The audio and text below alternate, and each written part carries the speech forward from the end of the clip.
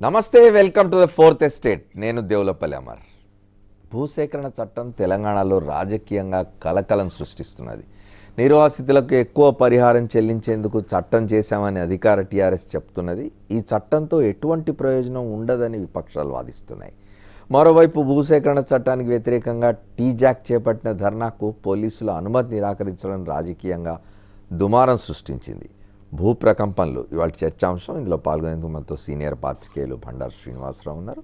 తెలంగాణ రాష్ట్ర సమితి శాసనమండలి సభ్యులు పాత్రుడు సుధాకర్ రెడ్డి, తెలంగాణ కాంగ్రెస్ ఎమ్మెల్యే సంపత్ జాయిన్ అవుతారు. మనతో భారతీయ జనతా పార్టీ అధికార ప్రతినిధి ప్రకాష్ రెడ్డి ఉన్నారు స్టూడియోలో. తెలంగాణ జేఏసీ నాయకులు రఘు కూడా చర్చలు జాయిన్ అవుతారు మనతో. ఇక ఫోర్త్ ఎస్టేట్లోకి వెళ్లే ముందు ఇప్పటివరకు హెడ్లైన్స్ చూద్దాం. జరిగే వరకు కొట్లాటే అన్న కోదండరాం.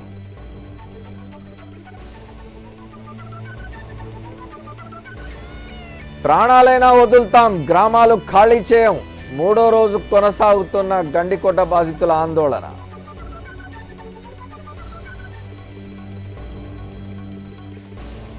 భారీ బకాయిల జాబితాలో ప్రత్యూష రిసోర్సెస్ హామీదారుగా ఉన్న మంత్రి గంటా శ్రీనివాస్.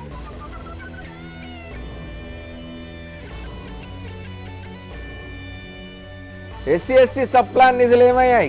చంద్రబాబును ప్రశ్నించాలని ఎమ్మెల్యేలకు సూచించిన మేరుగా.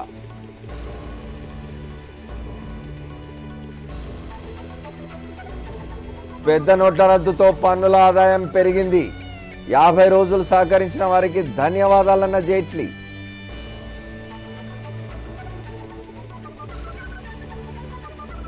కొలిక్కి వస్తున్న అన్నా డీఎంకే రాజకీయాలు. జనవరి 2న ప్రధాన కార్యదర్శిగా బాధ్యతలు చేపట్టనున్న శశికళ.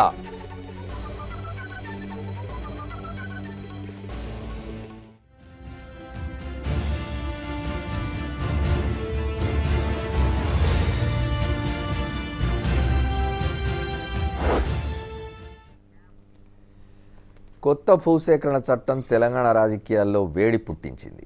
నిర్వాసితులకు మెరుగైన పరిహారం ఇచ్చేందుకే కొత్త చట్టం తెస్తున్నామని తెలంగాణ ముఖ్యమంత్రి వాదిస్తున్నారు. 2013 కేంద్ర చట్టంతోనే నిర్వాసితులకు ప్రయోజనమని, కొత్త చట్టంతో ఎటువంటి మేలు కలగదని విపక్షాలు వాదిస్తున్నాయి. భూసేకరణ వ్యవహారం తెలంగాణలో రాజకీయ కలకలం సృష్టిస్తోంది. నిర్వాసితులకు మెరుగైన పరిహారం ఇచ్చేందుకు తాము కొత్త చట్టాన్ని తీసుకొస్తున్నామని ముఖ్యమంత్రి కేసీఆర్ స్పష్టం చేశారు. అడ్డుకోవద్దని విపక్షాలను కోరారు.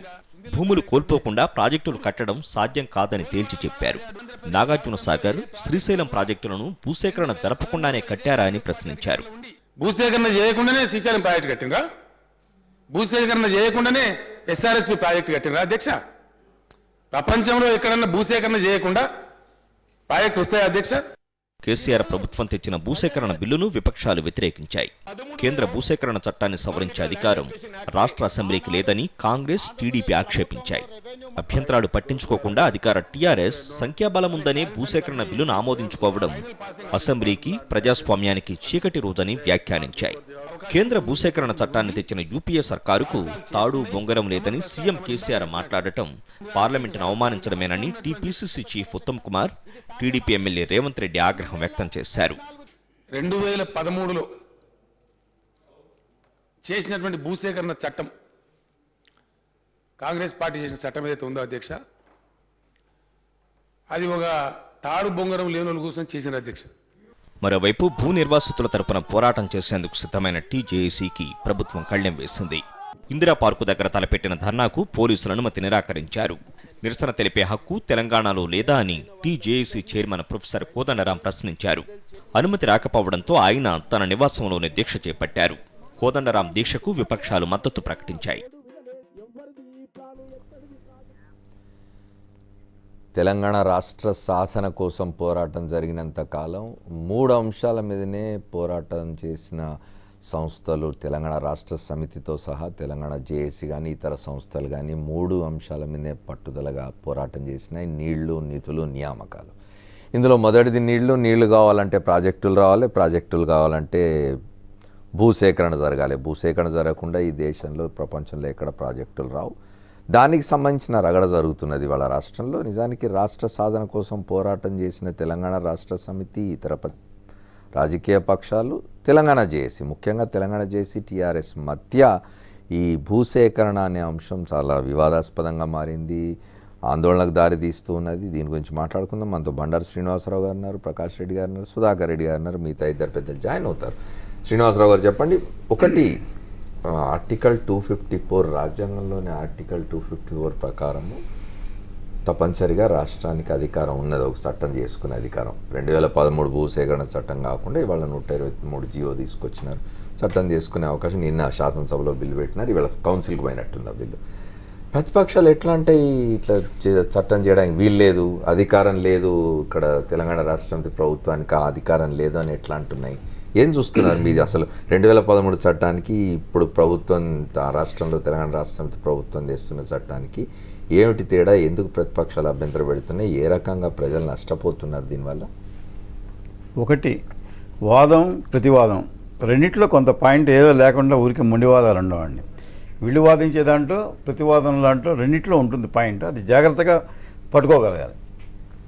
ప్రభుత్వం ఒకటి చెబుతోంది, ఇప్పుడు కేసీఆర్ గారు స్పష్టంగా చెప్పారు, ఏ ప్రాజెక్టు కట్టారు చెప్పండి భూమి లేకుండా అంటారు. నిజమే కదా, ఒక పెద్ద ప్రాజెక్టు రావాలన్నా ఏది కావాలన్నా భూమితో అవసరం ఉంది.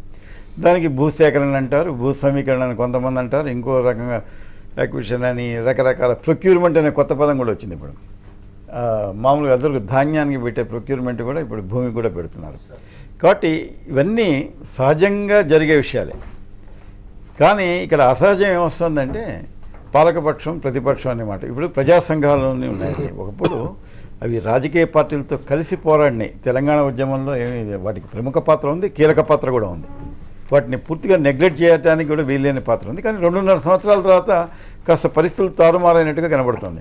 ప్రజా సంఘాల వాళ్ళకి చట్టసభల్లో ప్రాతినిధ్యం లేదు కాబట్టి వాళ్ళ వాణిని వినిపించడానికి వాళ్ళు చెప్పాల్సిన పద్ధతిలో ఇలా నిరసనలని లేకపోతే ఒక దీక్షలని ఏదో రకరకాలు చేయటానికి తప్పదు వాళ్ళకి. అయితే ఏంటంటే మామూలుగా అంటారు చూస్తారా, చాలా ఇప్పుడు చట్టసభను మించింది లేదండి, అంతకంటే మించింది లేదు. హాయిగా శాసనసభ అనే వేదిక అక్కడ ఒక శాసనం చేశారు, చట్టం చేశారు, అది ఆమోదం కూడా అయిపోయింది, కౌన్సిల్లో కూడా అయిపోయినట్టుంది కదా, ఇవాళ అయి ఉండాలి. కాబట్టి అది యాక్చువల్గా చట్టం అయిపోయింది. చట్టానికి ముందు చర్చ కూడా జరిగింది. అక్కడ అద్భుతంగా ఇటుపక్క వాళ్ళు అటుపక్క వాళ్ళు మాట్లాడుకోకుండా ఇది ఒక రకంగా ఒక అర్థవంతమైన చర్చ అయితే జరగలేదు. అంటే ప్రజలు చూసేవాళ్ళకి ఎవరు ఏమిటి అని కాకుండా ఏదో మొండితనంగా ఇటుపక్క వాళ్ళు అటుపక్క వాళ్ళు పోతున్నట్టు ఒక అభిప్రాయం వచ్చింది. ఇవాళ నిజంగా జరగాలంటే శాసనసభల కంటే బయట ఎక్కువ చర్చ జరుగుతుంది దీని మీద, మీడియాలో వాటిలో అన్నిట్లో. ఏదైనా విషయం తెలుసుకోవాలంటే అందరూ మీడియా చూడాల్సినటువంటి పరిస్థితి వచ్చింది. సరే, ముఖ్యమంత్రి గారు సుదీర్ఘమైన చర్చ సమాధానం చెప్పినప్పటికీ, ఎంత చెప్పినా ఈసారి ఈ ఒక్క విషయంలో ఇంకొక 2 రోజులు దీని మీద అర్థవంతమైన చర్చను కొనసాగించి, ఇప్పుడు చట్టం చేయడం ఇంకా 1 వారం రోజులు పొడిగిస్తామని కూడా ఏదో మాట వచ్చింది. శాసనసభ సమావేశాలు చేసి ఉండాల్సింది. నిజంగా భూమి లేకుండా మాత్రం ఇది అయ్యే పని కాదు, ఏ ప్రాజెక్టు కట్టలేరు. పైగా అది ఒక ప్రెస్టీజియస్ ప్రాజెక్టు, మల్లన్న సాగర్ అనేది తెలంగాణకు చాలా అవసరం అని చెప్పి అటుపక్క వాళ్ళు ఇటుపక్క వాళ్ళు అందరూ అంటున్నారు. ప్రతిపక్షాలు కూడా సైతం అదే, మేము మల్లన్న సాగర్కి వ్యతిరేకం కాదని చెబుతున్నారు. వ్యతిరేకం వల్ల ఎక్కడ వచ్చిందంటే ఈ సేకరణ సమీకరణ ఈ గందరగోళంలో వచ్చింది. అది కూర్చొని మాట్లాడుకుంటే అయిపోయేదేమో, దీనికి ఇంత లాయలాస పడకుండా అయిపోయేదేమో. ఎందుకంటే అద్భుతంగా అంతకుముందు 2 రోజులు అసెంబ్లీ జరిగిన తీరు చూసి అయ్యో ఎంత బాగా జరుగుతుంది అసెంబ్లీ అని చెప్పి అనుకున్నా కూడా. ఎందుకంటే అంతకుముందు జరిగినటువంటి పార్లమెంట్ కానీ వాటిలన్నింటినీ చూసినప్పుడు తెలంగాణ శాసనసభ ఒక పద్ధతిగా నడుస్తుందన్న ఒక అభిప్రాయం అయితే వచ్చింది. సడన్గా ఇలాంటి ఈ ఒక్క విషయంలో వచ్చేసరికి మళ్ళీ మామూలు పద్ధతిగా పోతున్నారా, చర్చకి అవకాశం ఇవ్వట్లేదా ఇటుపక్క వాళ్ళు అటుపక్క వాళ్ళకు? ఇక్కడ బాధ్యత అండి, అంతకు మించేం లేదు. ప్రతిపక్షాలకు బాధ్యత ఉంది, ప్రభుత్వానికి బాధ్యత ఉంది. ఆ బాధ్యత ప్రకారం నడుచుకోవాలి. ప్రజలకు వాళ్ళు బాధ్యులు, మిగతావన్నిటికీ పక్కన పెట్టేయండి. కాస్త ప్రజా సంఘాల వాళ్ళు కూడా దీంట్లో పాత్ర వీళ్ళకి కూడా ఉంది కనుక, ఎందుకంటే ఇది ప్రజలకు సంబంధించిన అంశం కాబట్టి దీన్ని ఒక సాధ్యమైనంత వరకు ఘర్షణకు తావివ్వకుండా పరిష్కారం చేసుకోగలిగితే బాగుంటుంది. మనతో తెలంగాణ జేఏసీ కన్వీనర్ రఘు కూడా జాయిన్ అయినారు, వారితో కూడా మాట్లాడుతున్నారు. ప్రకాష్ రెడ్డి గారు చెప్పండి, 2013లో యూపీఏ ప్రభుత్వం తీసుకొచ్చిన ఈ చట్టం ఏదైతే ఉందో ఇది నిజానికి సత్వర అభివృద్ధికి ఆటంకంగా ఉందని చెప్పి పలుమార్లు ప్రధానమంత్రి నరేంద్ర మోదీ చెప్పినారు, అరుణ్ జైట్లీ చెప్పినారు. అట్లాగే ఇతర రాష్ట్రాల్లో చట్టాలు చేసుకున్నాయి. ఇవాళ తెలంగాణ ప్రభుత్వం ఏదైతే ప్రయత్నం చేస్తూ ఉన్నదో ఒక చట్టం తీసుకురావడానికి, ఇట్లాంటి ఇది ఇతర రాష్ట్రాల్లో జరిగింది. ఇవాళ ఇక్కడ జరుగుతున్న దాని మీద ఏమిటి ప్రతిపక్షాల అభ్యంతరం అంటే?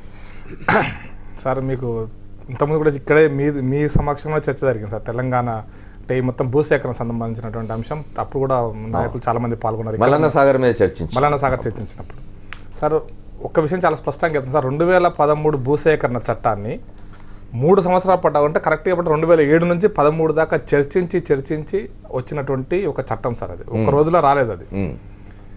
తెలంగాణ భారతదేశం మొత్తం ఉమ్మడి రాష్ట్రం, అప్పుడు భారతదేశం మొత్తంలో కూడా అన్ని రాష్ట్రాలలో ఉన్నటువంటి అన్ని రాజకీయ పార్టీలు, ప్రాంతీయ పార్టీలు, జాతీయ పార్టీలు అనేక సందర్భాల్లో కూర్చొని చర్చించిన తర్వాత వచ్చినటువంటి చట్టం సార్ అది. ఈవెన్ ఆంధ్రప్రదేశ్లో కూడా రఘువీరారెడ్డి రెవెన్యూ మంత్రిగా ఉన్నప్పుడు నేను 4 సార్లు మా పార్టీ తరఫున మా ఇంద్రసేనారెడ్డి గారికి వారి ఎంబడి నేను కూడా మేము కొన్ని సలహాలు ఇచ్చాం, కొన్ని రిటర్న్గా ఇచ్చినాం, కొన్ని ఓరల్గా చెప్పినాం. కమిషనర్ ఆఫ్ ల్యాండ్ అక్విజిషన్ దీని కింద మేము చర్చించి 3 సార్లు 4 సార్లు అన్ని రాజకీయ పార్టీలు వచ్చినాయి సార్. ఈ పార్టీ ఆ పార్టీ అని ఇప్పుడు దండగా మారిన చట్టం అని చెప్తున్న రాజకీయ పార్టీ కూడా అందుట్లో ఆ రోజు ఉన్నారు సార్. అక్కడ చర్చించారు సార్, వాళ్ళు కూడా సలహాలు ఇచ్చారు సార్, ఇవ్వలేదని కాదు సార్. అందరం చర్చించిన తర్వాతనే ఈ చట్టం 2013 వచ్చింది సార్. దాని సెలెక్ట్ కమిటీకి పోయింది, చర్చ జరిగింది, అన్ని అయిపోయినాక వచ్చినాయి సార్. మా ప్రభుత్వం అధికారంలోకి వచ్చినాక 4 అంశాల విషయంలో మేము కొంత అభ్యంతరం అంటే 4 అంశాల విషయం సార్. దానికి మిగతా రాష్ట్రాలకు చేసిన దానికి ఇప్పుడు తెలంగాణ రాష్ట్రం చేసిన అనుకున్న అభ్యంతరం మాత్రమే నేను 2 నిమిషాలు చెప్పదలుచుకున్నాను సార్. దాంట్లో ఏంటంటే బీజేపీ ప్రభుత్వం అధికారంలోకి వచ్చినాక 4 ప్రధానమైన అంశాలలో ఈ సోషల్ ఇంపాక్ట్ అసెస్మెంట్ విషయంలో కొంత ఇబ్బందికరమైన పరిస్థితిని తీసేయాలనేటువంటి అంశం. అందులో మొదటిది ఏంటంటే గ్రామీణ విద్యుద్దీకరణ.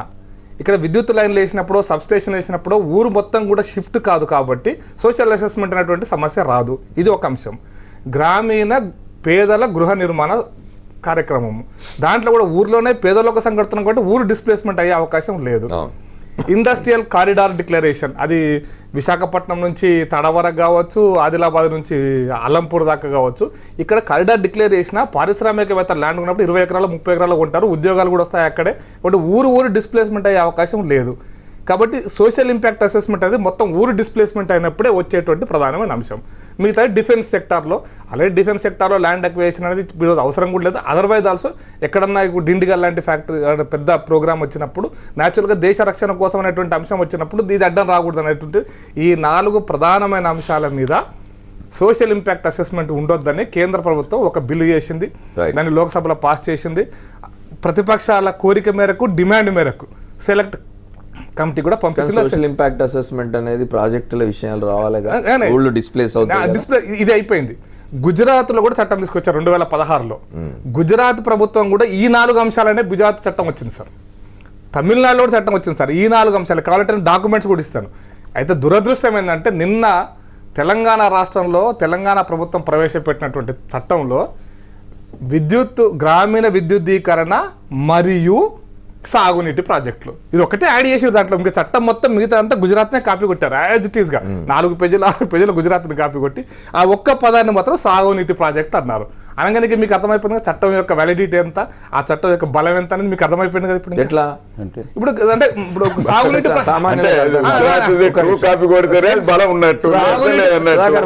మిగతా అన్ని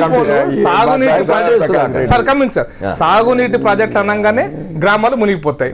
సోషల్ ఇంపాక్ట్ అసెస్మెంట్ అక్కర్లేదు అనేటువంటి తీసుకొచ్చిన తర్వాత ఇంకా దేర్ ఇస్ నో పాయింట్. అంటే ఊర్లు మారిపోయినా సోషల్ ఇంపాక్ట్ అసెస్మెంట్ అక్కర్లేదు అనేటువంటి చట్టం. అంటే దాని గ్రామీణ విద్యుదీకరణ అనేది ఒకటి యాడ్ చేసినారు కాబట్టి సోషల్ ఇంపాక్ట్ అవసరం లేదంటున్నారు. గ్రామీణ విద్యుద్దీకరణ అనేది ఈవెన్ కేంద్రం చేసినటువంటి దాంట్లో కూడా గ్రామీణ విద్యుద్దీకరణ ఉంది సార్. ఆ ఒక లైన్ లో క్లాస్ 2 గ్రామీణ విద్యుద్దీకరణ మరియు సాగునీటి ప్రాజెక్టులు ఇది చట్టంలో రూపొందించినటువంటి నిన్న చట్టంలో పెట్టినటువంటి పదాలు. అవును, ఏంటి మీ అభ్యంతరం దానికి? ఈ పదాలు ఇప్పుడు గ్రామీణ విద్యుద్దీకరణ అంటే పోల్స్ వేస్తాము, సబ్ స్టేషన్లు కడతాము, లేకపోతే అక్కడ ఒక ట్రాన్స్ఫార్మర్ వేస్తాము. దానికి ఎక్కువ స్థల సేకరణ అవసరం ఉండదు, ఎక్కువ భూ సేకరణ అవసరం. ఊరు డిస్ప్లేస్మెంట్ కాదు. అవును, అందుకోసం అని లైన్ వేసినప్పుడు ఒక స్తంభం పోతుంది, పెద్ద హై టెన్షన్ లైన్ వేసినప్పుడు కొంచెం ఒక 10 గజాలు ఎక్కువ పోతుంది. లేదా రైల్వే ట్రాక్ వేసినప్పుడు ఒక లైన్ పోతుంది, ఒక 4 ఎకరాలు 3 ఎకరాలు పోతుంది, ఒక ఊరు అంతా పోతే 4 ఎకరాలు పోతుంది. బట్ వేరాజ్ నీటి ప్రాజెక్టులు కడుతున్నప్పుడు ఊర్లు మండలాలు మునిగిపోతాయి. నాగార్జున సాగర్ లో మొత్తం 30 గ్రామాలు నల్గొండ జిల్లావి మునిగిపోయినాయి. శ్రీశైలంలో 40-50 గ్రామాలు మునిగిపోయినాయి. గ్రామాలు మునిగిపోతున్నప్పుడే కదా సోషల్ ఇంపాక్ట్ అసెస్మెంట్ అనే ఇష్యూ వచ్చేది. అంతకంటే ముందు రాదు కదా. ఉత్తగా రోడ్డు లైన్ వేస్తున్నప్పుడు సోషల్ ఇంపాక్ట్ ఇంతకుముందు రోడ్లు వేసినాం, ఇంతకుముందు ప్రాజెక్టులు కట్టలేదా అంటే కట్టినాం కాబట్టి అక్కడ సమస్యలు వచ్చినాయి కాబట్టి కొత్త చట్టం తెచ్చుకున్నాం కదా. లేదా ఎందుకు తెచ్చుకుంటున్నాం? చట్టం కొత్త అవసరం లేదు కదా. ఈ పదం తీసేయమనేదే మా డిమాండ్. సాగునీటి ప్రాజెక్టుల విషయంలో ఊర్లు డిస్ప్లేస్మెంట్ అవుతున్నప్పుడు ఖచ్చితంగా సోషల్ ఇంపాక్ట్ అసెస్మెంట్ జరిగి తీరాలి. ఇది మాత్రమే మా డిమాండ్. ఇది చేయకుండా మిగతా ఎన్ని మాట్లాడినా దాంట్లో అర్థం లేదనేది మా యొక్క స్పష్టత. ఈ విషయంలో చాలా స్పష్టంగా మాట్లాడుతున్నాం. ఇది సార్ మేము చెప్పాలనుకుంటున్న పాయింట్. గుజరాత్లో వచ్చి ఉండొచ్చు, కేంద్రంలో వచ్చి ఉండొచ్చు, మన రాష్ట్రంలో వచ్చి ఉండొచ్చు, కానీ తెలివిగా మేము చాలా మేధావులం అనుకొని, అంటే ఇది మనకు అర్థం కాదా? ఇది అవసరం, ఇది అర్థం కదా అనుకొని ఈ పదం ఆయన ఒక్కడే మేధావి, ఇంకోటి మేధావి కాదు. ఈ పదం వాడడం అనేటువంటిది ఎంతవరకు నిజమో ప్రజలు అర్థం చేసుకోవాలి. దాన్ని మేము అభ్యంతరం చెప్తున్నాం. ఖచ్చితంగా ఇది మేము దీన్ని వ్యతిరేకిస్తున్నాం, దీంట్లో డౌటే లేదు. అందుకోసమే మేము కోదండరామ్ గారికి ఈ మధ్యలో ఒక మీటింగ్ పెట్టినప్పుడు కూడా ఈ విషయం చెప్పినాము. అదేవిధంగా ఇంకొక చిన్న ముఖ్యమైన పాయింట్ ఏంటంటే, ఈ యొక్క భూసేకరణ జరుగుతున్నప్పుడు 2013 చట్టం అంటే మామూలు మార్కెట్ ధరకు 4 రెట్లు ఇవ్వాలనేటువంటిది ఒక దాంట్లో మెయిన్ క్లాజ్ కూడా ఉంది. ఇప్పుడు వీళ్ళున్న చట్టంలో పెట్టిందంటే పట్టణ ప్రాంతాలు అయితే 2 రెట్లు, గ్రామీణ ప్రాంతాలు అయితే 3 రెట్లు. ఈ పదం ఉపయోగించాలి. అది కూడా కలెక్టర్తో డైరెక్ట్గా మాట్లాడి చేసుకొని రైతుల అక్కడ ఉంటే భూమి ఓనర్, భూమి యొక్క స్థలం ఓనరు కలెక్టర్ మధ్య జరిగే ఒప్పందం మాత్రమే అన్నారు. ఇది ఒక రకంగా మాట్లాడితే ఇది భూమి కొనుగోలు చట్టం కింద చెప్పాల్సి వస్తుంది తప్ప భూసేకరణ చట్టం కాదు. భూమిని కొనుగోలు అనడానికి రైతు లేదా భూస్వామి, ఆ భూమి మీద హక్కుదారుడు కలెక్టర్కు ప్రభుత్వానికి మధ్య జరిగే ఒప్పందం, ఆ ఒప్పందాలు 2 అంతలా 3 అంతలా 4 అంతలా ఈ చట్టం అది మాత్రమే ఒక పాయింట్. రెండోది ఏంటంటే, నిన్న చట్టంలో రెట్రాస్పెక్టివ్గా 1/1/2014 కింద పెట్టారు. 1/1/14 కింద అసలు తెలంగాణ రాష్ట్రమే లేదు. తెలంగాణ రాష్ట్రమే లేదు. రెట్రాస్పెక్టివ్ చేయడంలో ప్రభుత్వం యొక్క ఉద్దేశం ఏందో కూడా స్పష్టం చేయాలి. రెట్రాస్పెక్టివ్ పెడుతున్నప్పుడు 1/1 మీరు వచ్చింది June 2కి, 1/1/2014 ఇష్యూ రాదు కదా రెట్రాస్పెక్టివ్ చేయడానికి. నెంబర్ 2, మీరు ఇంకో చట్టంలో ఇంకో మాట చెప్పారు, ఇది ఆ చట్టానికి కొనసాగింపు చేస్తున్నారా అంటే మార్పు చేస్తూ ఆ చట్టాన్ని కొనసాగింపు చేస్తున్నారా, ఇది ప్రత్యేకంగా తెలంగాణ రాష్ట్రంలో భూసేకరణ చట్టాన్ని చేయబోతున్నారా? ఈ రెండింటి విషయంలో కూడా స్పష్టత లేదు. ముందేమన్నారు ఇది ప్రత్యేక చట్టం అన్నారు, ఆ తర్వాత ఏమన్నారు దాని కంటిన్యూషన్ ఇది, దాంట్లో సమ్ అమెండ్మెంట్. కానీ ప్రకాష్ రెడ్డి గారు, నాకు గుర్తున్నంత వరకు ప్రభుత్వం మొదటి నుంచి కూడా చెప్తున్నది ఏమిటంటే, మీరు కావాలంటుంటే 2013 చట్టం ప్రకారం కూడా పరిహారం చెల్లిస్తాం, లేదు 123 జీవో ప్రకారం పరిహారం చెల్లిస్తాం, ఎవరు ఏది కోరుకుంటే దాని ప్రకారం ఇస్తాం, ఫ్లెక్సిబుల్ అని చెప్తున్నారు. ఇష్యూ పరిహారం కాదు సార్, ఇష్యూ సోషల్ అసెస్మెంట్ అనుకున్నప్పుడు ఇప్పుడు ఇంకొక చిన్న సోషల్ అసెస్మెంట్ అనేది అల్టిమేట్ గా పరిహారం కి దారి తీసేదే కదా. ఎంత నష్టం జరుగుతుంది ఇప్పుడు సోషల్ అసెస్మెంట్ ఇంపాక్ట్ అనేది ఎందుకు చేస్తారు, ఎంత నష్టం జరగబోతున్నది, ఎంతమంది నిర్వాసులు కాబోతున్నారు, వాళ్ళ జీవనం ఏంటి, వాళ్ళు దేని మీద ఆధారపడ్డారు, చెప్తాను సార్. ఒక రోడ్డు ఎంబడి 4 ఎకరాలు ఒక ఆయనకు ఉంటుంది, ఆ వెనకాల 2 ఎకరాలు ఉంటుంది, ఆ వెనకాల సౌట పొలం 3 ఎకరాలు ఉంటుంది సార్. ఈ సౌట పొలం అయినా నాకు 2 లక్షలు కూడా రాదు, ఆయన ప్రభుత్వం 4.5 లక్షలు ఇస్తుంది కాబట్టి నాకు సంతోషం అని చెప్పి 4.5 లక్షలకు 4 ఎకరాలు అమ్ముకున్నారు సార్. ఈ రోడ్డు మీద ఆయనకు 10 లక్షలు వస్తున్నారు సార్. దీన్ని ఎట్లా అసెస్మెంట్ చేస్తాం సార్ ఈ యొక్క రేట్ను? అందుకోసమనే ఆ స్థలంలో ఉన్నటువంటి మార్కెట్ రేట్ అనేటువంటిది పదం ఉపయోగించారు. వీళ్ళు ఏమంటున్నారు, రిజిస్ట్రేషన్ వాల్యూ ప్రభుత్వం, నువ్వు 15 ఏళ్ళ నుంచి రిజిస్ట్రేషన్ వాల్యూ పెంచకుండా మీరు పెంచడం కాదు. మా ఊర్లో భూమి అమ్మితే ఈక్వలెంట్ భూమి రావాలి కదా, ఈక్వలెంట్ భూమి రానప్పుడు చట్టం ఎందుకు? ఎగ్జాక్ట్లీ ప్రకాష్ మాట్లాడదాం. మనతో సంపత్ కూడా జాయిన్ అయినారు, తెలంగాణ కాంగ్రెస్ శాసనసభ్యులు, వారితో కూడా మాట్లాడదాం. రఘు గారితో రఘు గారు, ఇప్పుడు తెలంగాణ ఉద్యమం జరిగినంత కాలం టీజేఎస్సీ నాయకత్వంలో తెలంగాణ రాష్ట్ర సమితి కానీ ఇతర రాజకీయ పార్టీలు కానీ మొత్తం అందరు కలిసి పోరాటం చేసినప్పుడు 3 అంశాల గురించి కదా స్ట్రెస్ చేసింది మనం, నీళ్లు, నిధులు, నియామకాలు అని. మరి నీళ్లు కావాలంటే ప్రాజెక్టులు కావాలంటే స్థల సేకరణ త్వరితంగా జరగకపోతే, ఇప్పుడు 2013 చట్టం కాకుండా సొంత చట్టాలు చేసుకునే అధికారం మనకు ఆర్టికల్ 254 కింద ఉంది కాబట్టి మేము చేస్తున్నాం అంటారు. ఇక్కడ 2 అంశాలు, ఒకటేమో టీజేఎస్సీ తెలంగాణ రాష్ట్రం వచ్చిన తర్వాత కూడా తెలంగాణ రాష్ట్ర అభివృద్ధికి సంబంధించి, ప్రభుత్వాల పనితీరు సంబంధించి, వాళ్ళ వ్యవహార శైలి సంబంధించి మేము ఉంటాం, కొట్లాడతామని చెప్తున్నది జేఏసీ. ఇవాళ ఈ భూసేకరణకు సంబంధించిన స్ట్రెస్ ఎట్లా వచ్చింది? ఇవాళ కోదండరామ్ గారు ఒక నిరసన దీక్ష కూడా చేసినట్టున్నారు. అంటే ప్రధానంగా ఈరోజు దీక్షకు సంబంధించి అయితే గత నెలలోనే మేము నిర్వాసితుల సదస్సు ఒకటి కండక్ట్ చేశాము. ఆ మీటింగ్లోనే మొత్తం ఈ అసెంబ్లీ సమావేశం, అంటే నిన్న ఈ చట్టం అసెంబ్లీకి రావడం అనేది యాదృచ్ఛికం కాదు. యాక్చువల్గా లాస్ట్ మంతే ఒక పెద్ద ఎత్తున మీటింగ్ పెట్టాము. మీటింగ్లో ఒక నిర్ణయం జరిగింది. అసెంబ్లీ సమావేశాలు జరుగుతున్న టైంలో మొత్తం నిర్వాసితులది ఒక ధర్నా అనేది ఇందిరా పార్క్ దగ్గర ఆర్గనైజ్ చేయాలనేసి అప్పుడు నిర్ణయం జరిగింది. ఈ లోపల ఇది అమెండ్మెంట్ బిల్ అనేది చర్చకు వచ్చింది. కాబట్టి ఇమ్మీడియట్గా మొత్తం నిర్వాసితుల సమస్యను తీసుకొని అందులో భాగంగా ఇది కూడా ఒకటి ఉంది కాబట్టి మొత్తం ఇష్యూను హైలైట్ చేయడానికి, మొత్తం సమస్యను ప్రభుత్వం దృష్టికి తీసుకురావడానికి ఈ ధర్నాను ఆర్గనైజ్ చేయాలనేసి పోలీస్ పర్మిషన్ పెట్టారు. అయితే నిన్న ఈవినింగ్ వరకు, అంటే మొదట ఇస్తామని చెప్పారు, ఈవినింగ్ వరకు ఏమీ క్లారిటీ లేదు. ఎప్పుడైతే డీజీపీ గారిని డెలిగేషన్ కలిసిందో అక్కడ ఇవ్వట్లేదు అనే విషయము జేఏసీకి అర్థమైంది. ఇమీడియట్గా జేఏసీ తరఫున ఈ ధర్నాను క్యాన్సిల్ చేస్తున్నట్టు ప్రకటించారు. కానీ అప్పటికే, అంటే ఈ ధర్నా క్యాన్సిల్ చేయకముందే, ప్రభుత్వం రిజెక్ట్ చేయకముందే దాదాపు ఒక 1200 మందిని అరెస్ట్ చేసినట్టు జిల్లాల నుంచి వార్తలు వచ్చినాయి. సరే, ఎప్పుడైతే రాష్ట్ర వ్యాప్తంగా క్యాన్సిల్ చేసుకున్నామని చెప్పి ప్రకటన చేసి అందరు అఫీషియల్గా డిక్లరేషన్ ఇవన్నీ అయిపోయిన తర్వాత కూడా రాత్రంతా కూడా అరెస్టులు జరుగుతున్నాయి. పొద్దున కూడా 5 నుంచి అరెస్టులు జరుగుకుంటూ పోయాయి. సో ఇమ్మీడియట్గా జేఏసీ స్టీరింగ్ కమిటీ మార్నింగ్ కూర్చొని, అంటే విరమించుకున్న తర్వాత కూడా, అంటే తదుపరి కార్యాచరణ ఎట్లుంటుంది అనేసి మేము డిక్లేర్ చేయలేదు, మళ్ళీ కూర్చొని నిర్ణయించుకుందామని అనుకున్నాం. కానీ ఒకసారి విరమించిన తర్వాత కూడా మళ్ళీ అరెస్టులు, హౌస్ అరెస్టులు, బైండ్ ఓవర్లు ఇవన్నీ అయ్యేసరికి మరి ఏదో ఒక విధంగా నిరసన తెలపాల్సిన అవసరం అయితే తప్పనిసరిగా వచ్చింది. కాబట్టి ఈరోజు కోదండరామ్ గారి దీక్షకు ప్రధానంగా ఏంటంటే ఈ నిర్బంధ వైఖరికి వ్యతిరేకంగా నిరసనగా ఈరోజు. దాంతోపాటు అంటే ఈ నిర్వాసితుల సమస్యను కూడా మొత్తం సెంటర్ స్టేజ్కి తీసుకురావాలి. ఇది కేవలం 2013 చట్టమా, దానికి అమెండ్మెంటా, ఇట్లా చూడట్లేదు జేఏసీ. ఇది ఒక సమగ్రమైన ఇష్యూ ఇది. అంటే మేము దీనికి సంబంధించి, అంటే ఒక ఇరిగేషన్ ప్రాజెక్టులే కాదు, ఎలక్ట్రిసిటీ ప్రాజెక్టుల మీద, ఇరిగేషన్ ప్రాజెక్టుల మీద డీటెయిల్డ్ రిపోర్ట్, దాదాపు కాంప్రహెన్సివ్ రిపోర్ట్స్ ఇప్పటికే సబ్మిట్ చేసాం. దాంట్లో అంతా సైంటిఫిక్ గవర్నమెంట్కు ఇవ్వడం జరిగింది. మొత్తం పబ్లిక్ డొమైన్లో కూడా పెట్టాము. గవర్నమెంట్ నుంచి ప్రతినిధులు వచ్చారు, వాళ్ళకు కూడా కాపీస్ హ్యాండ్ ఓవర్ చేశాము. ఇవన్నీ జరిగిన తర్వాత, అంటే పత్రికల్లో మాకు వచ్చిన సమాచారం ఏంటంటే దీనికి సంబంధించి ఒక టెక్నికల్ ఎక్స్పర్ట్ కమిటీని అపాయింట్ చేశాము. అది రాగానే, అంటే మా రిపోర్ట్ మీద, దాని మీద డీటెయిల్స్ రాగానే మేము మళ్ళీ స్పందిద్దామని అనుకున్నాం. అంటే మేము లేవనెత్తిన అంశం ఏంటంటే, ఒకటి భూసేకరణ చట్టం 2013, దానికి అమెండ్మెంట్కు సంబంధించి దాని అబ్జెక్షన్స్ ఇవన్నీ కూడా ఒక పార్ట్ అయితే, అసలు ఒక ప్రాజెక్టు టేకప్ చేసేటప్పుడు దాంట్లో ఉన్న ఇష్యూస్ మొత్తం కూడా సమగ్రంగా అధ్యయనం చేయాలి. అంటే ఉదాహరణకు ఒక ఎగ్జాంపుల్, మల్లన్న సాగర్ ఈ సెంటర్ ఆఫ్ కాంట్రవర్సీను. మల్లన్న సాగర్కు సంబంధించి జేఏసీ చాలా డీటెయిల్డ్గా, అంటే మొత్తం జియోలాజికల్ ఇన్వెస్టిగేషన్స్ మేము క్యారీ అవుట్ చేసాము. మొత్తం అక్కడ టెక్నికల్ అనాలిసిస్, ఫైనాన్షియల్ అనాలిసిస్ అన్నీ చేసిన తర్వాత మేము కంక్లూడ్ చేసింది ఏంటంటే, మల్లన్న సాగర్ దగ్గర అంత సామర్థ్యం అవసరం లేదని చెప్పాం. First point. ఎందుకు అవసరం లేదు అనే దానికి క్లియర్గా ఇప్పటివరకు మాకైతే ఆన్సర్ రాలేదు. మల్లన్న సాగర్కు నీళ్ళు ఎక్కడి నుంచి వస్తాయంటే ఇమామాబాద్ అనే ప్లేస్ నుంచి, అంటే మేడిగడ్డ, అన్నారం, సుందిళ్ళ, ఇక్కడ అట్లా వస్తూ మిడ్మానేరు తర్వాత అనంతగిరి తర్వాత ఇమామాబాద్ తర్వాత మనకు మల్లన్న సాగర్ ఉంటుంది. మల్లన్న సాగర్ తర్వాత మళ్ళీ కొండపోచం ఉంటుంది. అంటే మల్లన్న సాగర్ ఒక దాదాపు హార్ట్ లాగా ఉంటుంది. కానీ దానికి నీళ్ళు ఎక్కడ నుంచి రావాలి? ఇమామాబాద్ నుంచి రావాలి. ఇమామాబాద్ నుంచి daily pumping rate 0.75 TMC per day ఉంది. అంటే గతంలో 0.5 TMC దాన్ని కొత్త ప్రభుత్వం వచ్చిన తర్వాత దాన్ని 0.75 TMCకి పెంచింది.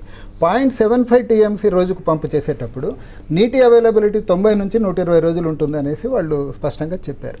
అంటే మొత్తం మ్యాక్సిమం వాటర్ పంపు చేయగలిగిన కెపాసిటీనే 90 TMCలు మొత్తం ఒక సీజన్లో. మొత్తం నీళ్లు మనము జూన్ నుంచి నవంబర్ వరకు ఉంటాయంటే మొత్తము 90 TMCల నీళ్లు పైకి పంపు చేయగలం. అంటే అది ఖరీఫ్ సీజను. ఖరీఫ్ సీజన్లో ఎన్ని ఎకరాలకు నీళ్ళు ఇస్తామన్నారంటే దాదాపు 8,50,000 ఎకరాలకు నీళ్ళు ఇస్తామన్నారు. అంటే ఒక TMC 10,000 acres అనేది ప్రభుత్వం, అది కూడా డ్రై క్రాప్కి. అదే మనకు ప్యాడీకి వీటికైతేనేమో 6,000 acres, ఆన్ యావరేజ్ 9,000 acres అని మేము లెక్కేసుకొని చూస్తే దాదాపు 100 TMC వరకేమో కేవలం ఇరిగేషన్ రిక్వైర్మెంట్కు నీళ్ళు అవసరం. అది కాకుండా 56 TMCల నీళ్లను హైదరాబాద్ డ్రింకింగ్ వాటర్ సప్లైకి, ఇండస్ట్రియల్ యూజ్కు, ఎన్రూట్ డ్రింకింగ్ వాటర్కు 56 TMCలు. అంటే మొత్తము 100 TMCలు ఇరిగేషన్ పర్పస్కు, 56 TMCలు ఈ మిగతా అవసరాలకు నీళ్లు 156 కావాలి. కానీ మనకు నీళ్లు ఎన్ని వస్తున్నాయి? కానీ మల్లన్న సాగర్ వల్ల మిగతా జిల్లాలకు కూడా 90 TMCలు వస్తున్నాయి. నిజామాబాద్ జిల్లా కానీ, నల్లగొండ జిల్లా కానీ. నేను చెప్పిన పాయింట్ కంప్లీట్ చేయలేదు. 156 TMCలు అసలు వితౌట్ స్టోరేజ్ అవసరం మనకు. మనం పంపు చేయగలుగుతున్నది అక్కడ లిమిటేషన్, బాటిల్ నెక్. ఇప్పుడు నేను దిల్సుఖ్ నగర్ నుంచి అమీర్పేటకు పోవాలంటే నాకు జెట్ విమానం ఉన్నా సరే నేను 2 గంటలు పోవాల్సిందే. ఎందుకు అంటే ఆ road traffic congestion. Imamabad is the bottleneck. ఆ బాటిల్ నెక్ను మ్యాక్సిమం మన గవర్నమెంట్ 0.5 TMC నుంచి 0.75 TMC తీసుకొచ్చింది. దాన్ని 2 TMCలకు పెంచాలి. 0.75 TMCకే మనకి ఇప్పుడు 80,000 కోట్లు. అంటే ప్రభుత్వం ఖర్చును పెంచింది అనట్లేదు మేము. అంటే 80,000 కోట్ల రూపాయలు ఉన్న కొద్దిగా లిమిటేషన్ పెంచితేనే మనకు అంత వచ్చింది. అంటే 156 టీఎంసీలు వితౌట్ స్టోరేజ్ అవసరమైతే మనం పంపు చేయగలుగుతున్నది 90 టీఎంసీలు. అంటే అసలు స్టోరేజ్కే అంటే మినిమం ఇరిగేషన్ రిక్వైర్మెంట్కు మిగతా పర్పస్లకే మనకు సరిపోవట్లేదు. అంటే ఇంకా నేను చెప్పదలుచుకున్నది ఏంటంటే దానిపైన కొండపోచమ్మ, బస్వాపూరు, గంధమల్ల ఇలాంటి కెపాసిటీస్ 77 టీఎంసీలు ఉన్నాయి. అంటే మీరు నిజంగానే సరే 365 రోజులు ఇమామాబాద్ నుంచి పంపు చేసినా సరే మల్లన్న సాగర్ దగ్గర 5 నుంచి 10 టీఎంసీల కన్నా ఎక్కువ నీళ్లు నిల్వ ఉండే అవకాశం లేదు. అంటే మేము ఇవన్నీ రెండో పాయింట్, ఎందుకంటే మల్లన్న సాగర్ పదే చెప్తున్నాం కాబట్టి మేము అంటే నేషనల్ మన జియోలాజికల్ సర్వే వీళ్ళందరి దగ్గర కూడా మ్యాప్స్ వాళ్ళందరితో సైంటిస్టులు కొంతమందితో మీరు మాట్లాడాం. మొత్తం సౌత్ ఇండియాలో అతి పెద్ద లీనమెంట్ అనేది ఉంటుంది. లీనమెంట్ అంటే ఫ్రాక్చర్, భూమిలో ఫ్రాక్చర్.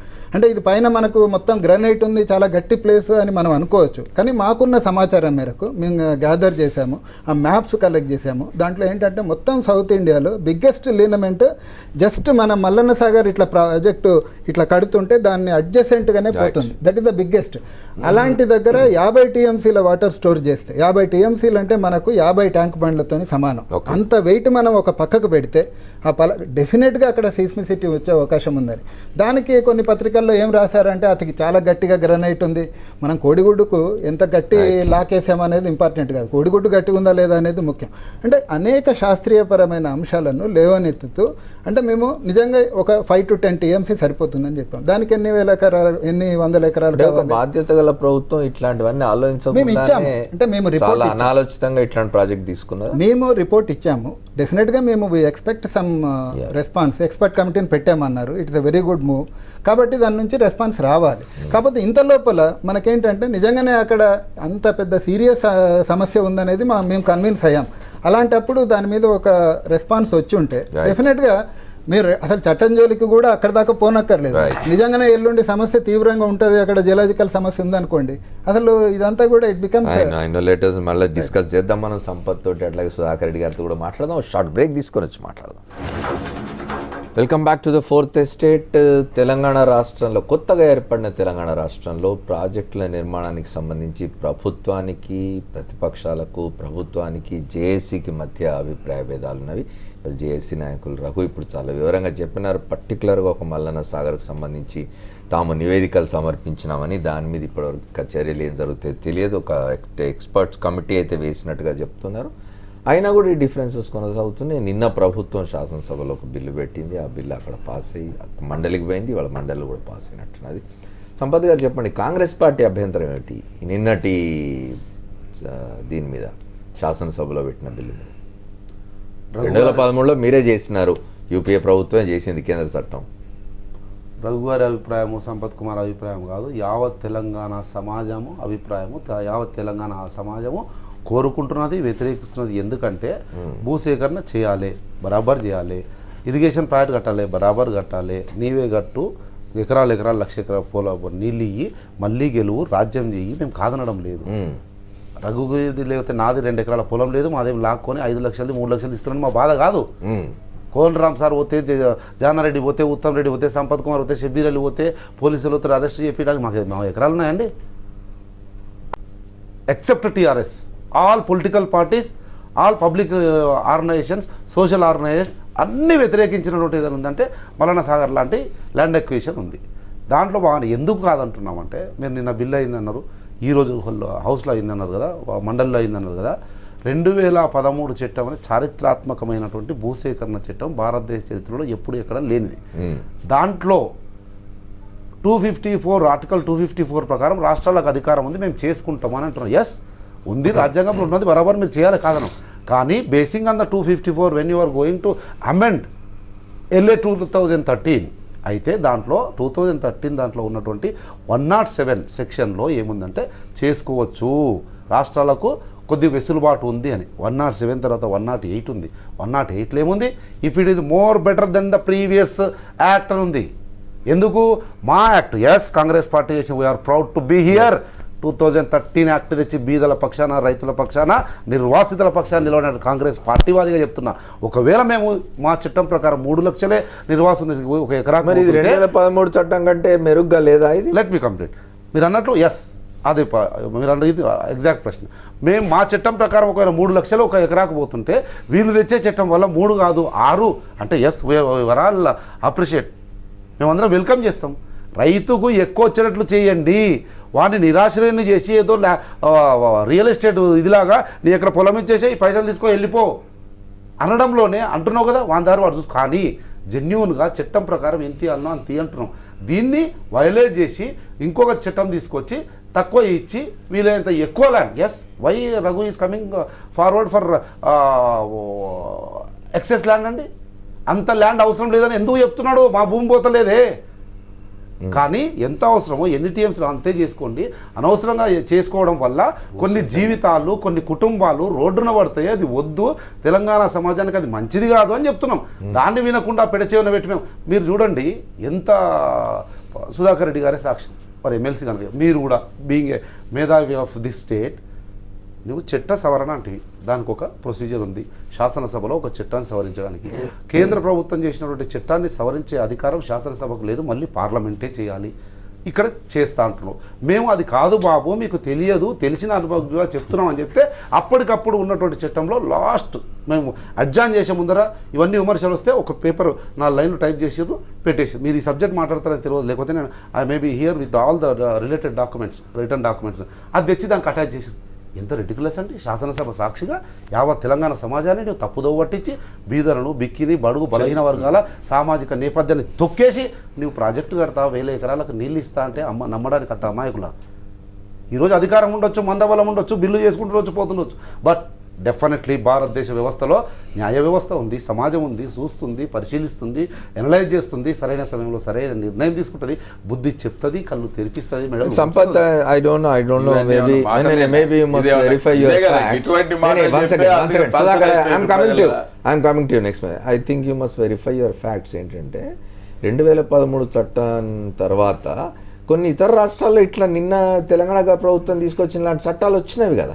గుజరాత్ లాంటి రాష్ట్రంలో, తమిళనాడు లాంటి రాష్ట్రంలో 100% వచ్చినాయి. ఇక్కడ కూడా రావాలి, చెయ్యి మహాప్రభు కేసీఆర్ గారు అని బీదల తరపున అభ్యంతరం నిన్నడానికి మీరు దట్స్ వాట్ 2013 ప్రకారము నేను మళ్ళీ చెప్తున్నా 3 లక్షలు వస్తే నువ్వు 4 లక్షలు వచ్చేది ఉంటే చెయ్యి, రైతుకు న్యాయం చేస్తూ ఉంటాయి. కానీ అలా చేయడం లేదు. ఒకటి.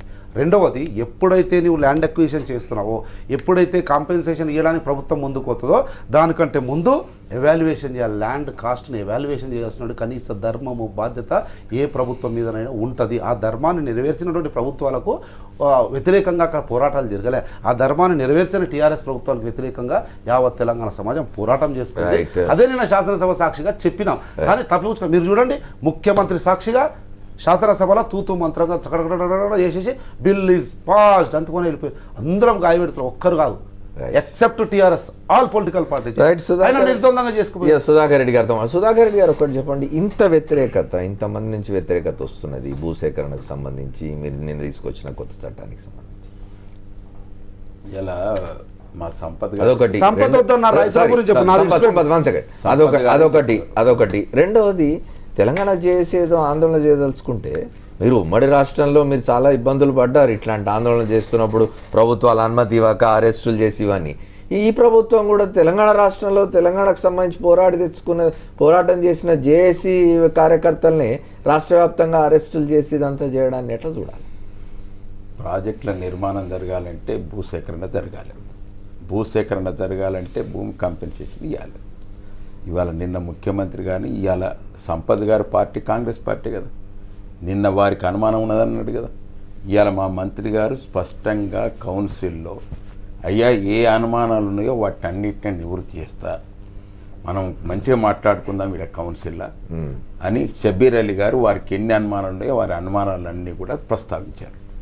ప్రస్తావించిన తర్వాత అనుమానాలకు జవాబు అయితే రావన్నా వద్దా? రాకముందే మాకు వద్దు మేము దీన్ని వ్యతిరేకిస్తామని వెళ్ళిపోతారా? అంటే ఏమన్నట్టు వాళ్ళు ప్రీ మైండెడ్ ఉన్నట్టా కాదు? కాబట్టి జవాబులు నీకు నచ్చకపోతే 3 గంటలు చర్చ తర్వాత నిర్ణయానికి వచ్చిన కౌన్సిల్లో ఎల్ఓపి గారు స్పష్టంగా కొన్ని అబ్జెక్షన్స్ రేజ్ చేసిండ్రు. ఆ ఆబ్జెక్షన్స్ అనుగుణ్యంగా జవాబు చెప్తా సార్ అని చెప్తాడు మంత్రి గారు. దానికి చెప్పడానికన్నా ముందే ఆయన మాట్లాడి క్వశ్చన్స్ వేసేసి మేము వ్యతిరేకిస్తున్నాం అని వెళ్ళిపోతే ఏమన్నట్టు? ప్రజలు ఏమనుకుంటా అంటారు చూస్తాను, ప్రజలందరూ కూడా టీవీలలో కాబట్టి ఒకటే భూసేకరణ అనేది మీరు కూడా క్వశ్చన్ వేశారు. చట్టం చేసుకునేటువంటి అధికారం తెలంగాణ రాష్ట్ర ప్రభుత్వానికి ఉన్నది కాబట్టే 2013 యొక్క చట్టానికి అమెండ్మెంట్ ప్రకారంగా మా రాష్ట్ర ప్రభుత్వం చట్టం చేసి కేంద్ర ప్రభుత్వం యాక్సెంట్ కొరకు పంపుతుంది. దాంట్లోనైతే గుజరాత్ చేసింది, రాజస్థాన్ చేసింది, తమిళనాడు చేసింది. కాబట్టి ఇది మేమనలేదు, స్వయంగా ప్రధానమంత్రి గారు, మా ముఖ్యమంత్రి గారు ప్రధానమంత్రి గారిని అడిగితే ఫ్లాగ్షిప్ ప్రోగ్రాంలో మాకు ఇవాళ నీళ్లు కావాలి సార్, మా తెలంగాణ ప్రాంతం అంతా కూడా మెట్ట ప్రాంతం, కాబట్టి మా ప్రజలకు నీళ్లు కావాలంటే మాత్రం కొన్ని ప్రాజెక్టుల నిర్మాణం జరగాలి, మీరు చేస్తారేమో అని అనుకుంటే మీరు చేయకపోతే అంటే వారే చెప్పారు.